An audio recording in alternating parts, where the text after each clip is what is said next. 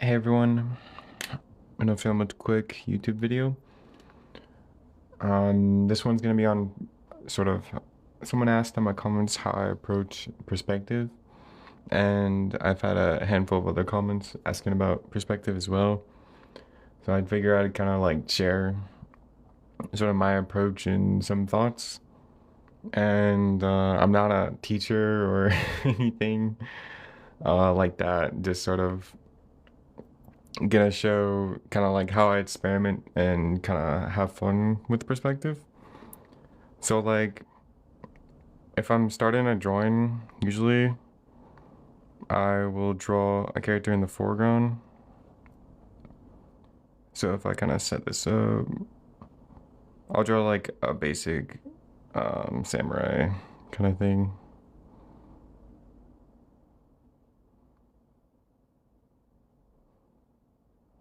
I'd say I have a samurai in the front, and then I would just go on with the rest of the character. And this is pretty rough, just to give an idea. But the good thing about armor is that it actually follows like anatomy as well. So if I had a samurai here in this position, and lately I've been trying to like push perspective more and more. So like if I really wanted to push this and make it more dynamic in some way, then I could put a character that's like much larger and quite a bit in front of him. So one thing that sort of happened when I drew this character, and this happens a lot when I'm drawing, is this character is still sort of in front, and so then I have to like get a little bit creative and problem solve a bit, and that's kind of the fun part I find, and the more freeing aspect of perspective is that it can be very warped and still work. So the more I draw onto this character, the more I can push him into the foreground. So right now he's a little bit behind this character, even though he's larger. So what I would do in this spot is then sort of, I kind of call it like pushing and pulling the character. So I want to push all the detail that he has towards sort of like rounding it downward in this direction. And then I'm sort of pulling him further into the foreground.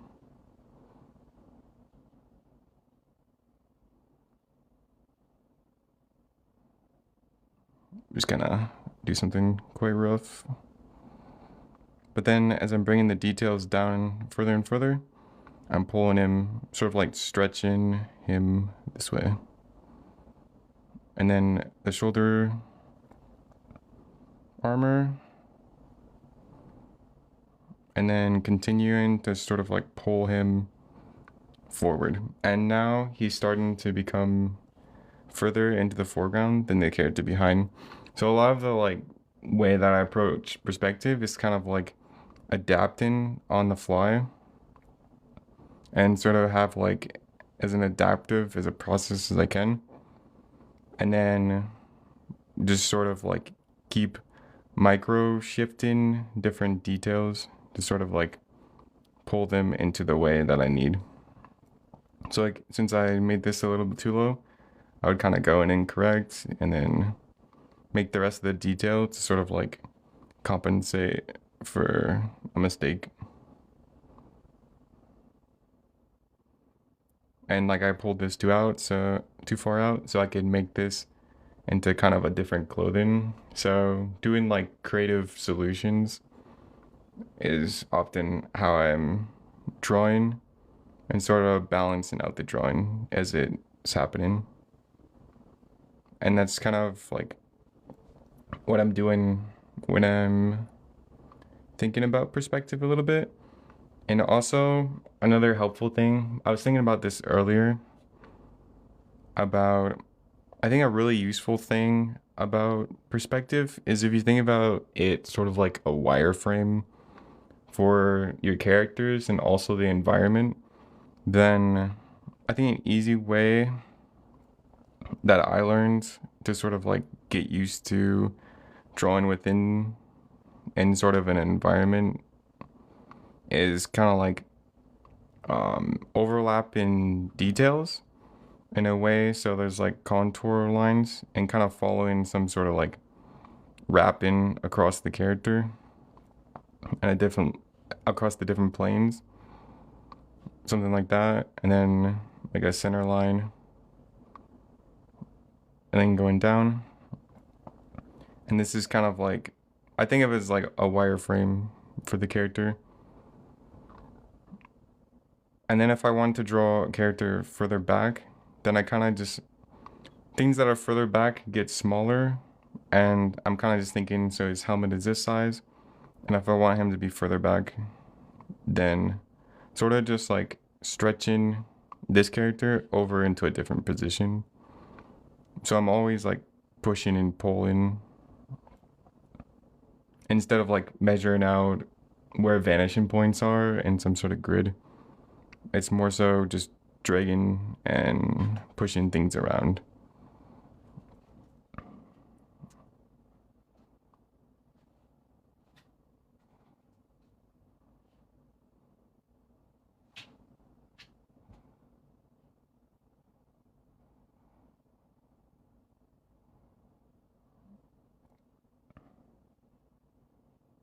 Kind of do somewhat of the character. And then I'm kind of comparing these two together. And I just want this character to be a little bit smaller. And once I have him in this sort of like position here, and then he's here, I just want him to be like a little bit lower. And then as I get back, then it'd be lower and lower. And then this character is pretty deep forward.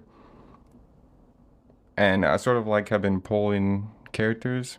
And I'll usually like start a drawing from wherever and then try to push characters further and further forward and further back. Like if I wanted to get a character even further than this, I could draw something like a character like way up here.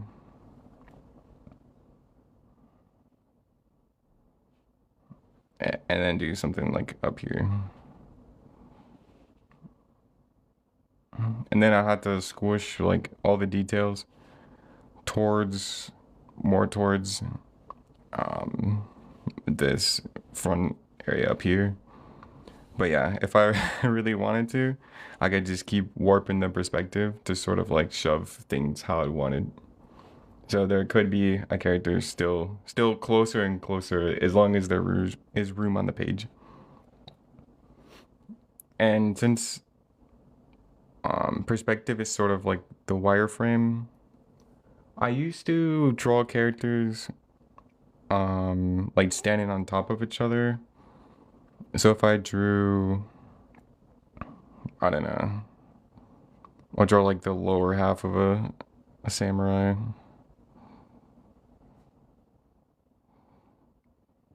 So if I drew his legs and then he's sort of standing here, then I would draw another character below that one.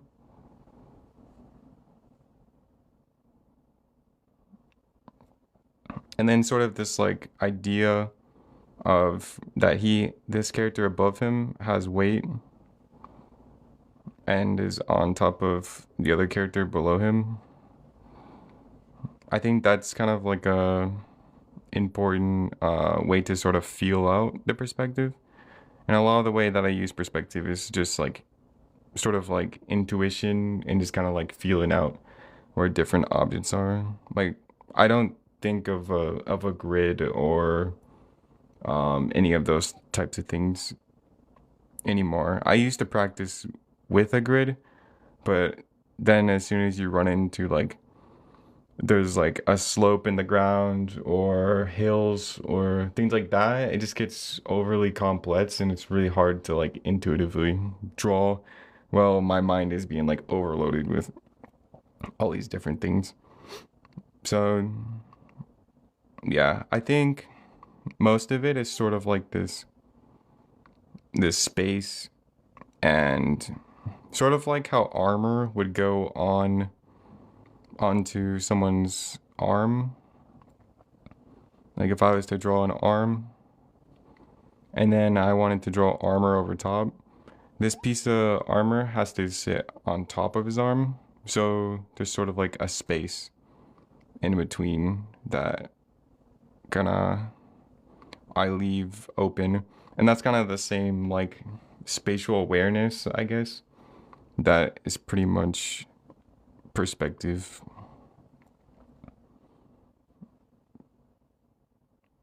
Not sure if that really if that explanation like helps, but that's kind of how I'm thinking about perspective. And I guess I kind of talk about like, so that would be more of like stacking objects, and then for like positioning characters next to each other, if I sort of like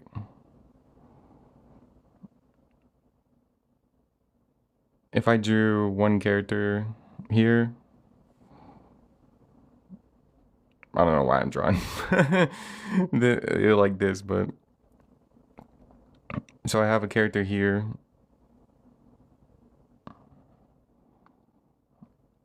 and I could do this pretty much as warped as I wanted to.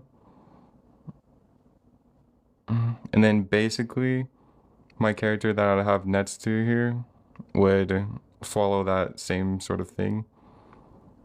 So I'd bend his chest with that character, and then there's like this angle that goes outward. So I'd sort of mirror that on this other character. And then same with the lower here. And then the legs going out and in.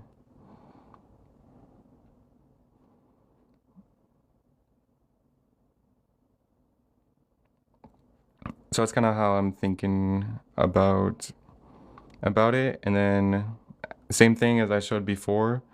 Once I draw one character, then it's comparing off the last one, and then just drawing, sort of like squishing it until it's smaller and smaller. And then, oh yeah, I forgot to talk about most of what I'm paying attention to is always this floor plane, and this is kind of like what I'm paying attention to and watching mostly the floor plane. And then if I wanted to, and like even some character's head could be like a floor, and then draw this like going up.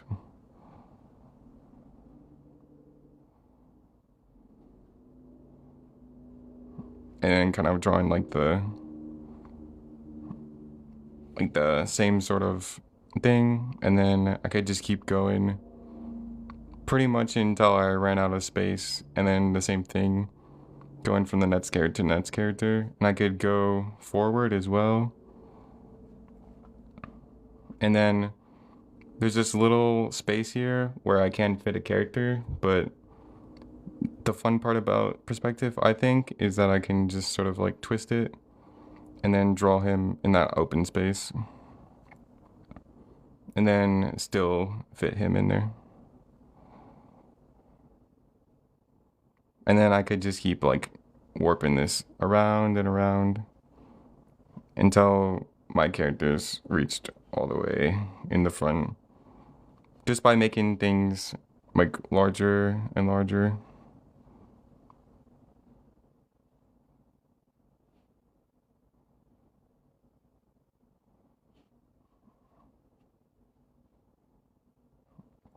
And then if I wanted them to go this way, I mean, I could even like start warping the floor and turning them like upward.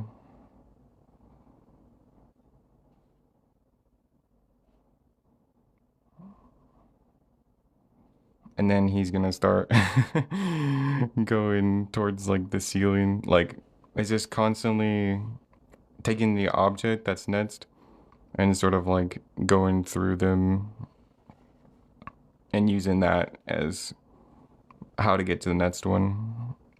So all I'm measuring is just one character to the next, to the next, to the next. And that's sort of what I'm thinking about when I'm doing a drawing like this as well. I'll start with a character somewhere near the foreground or anywhere on the page, and then sort of like push someone as far as I want forward, and then slowly work my way around this sort of like dimensions as I go. So I'm not thinking about perspective really at all. I'm just thinking about the positioning of the characters.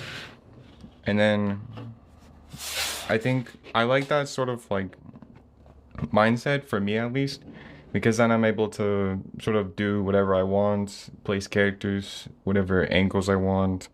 And it's just like very simple and adaptable. So yeah, that's kind of all I have to explain about perspective. I hope that sort of like helps a little bit. I've been getting a lot of questions, and I don't think I'm the best person in the world to teach this sort of thing, but that's just kind of how I use and think about perspective now. So yeah. Actually, future me should remember. I was gonna show a Venom drawing that I did earlier. Kind of like for perspective as well. I don't think I can zoom out far enough. Well, maybe I can. There's a Venom drawing I did earlier. It's sort of hard to see on camera, but I have like sort of what I was talking about with perspective.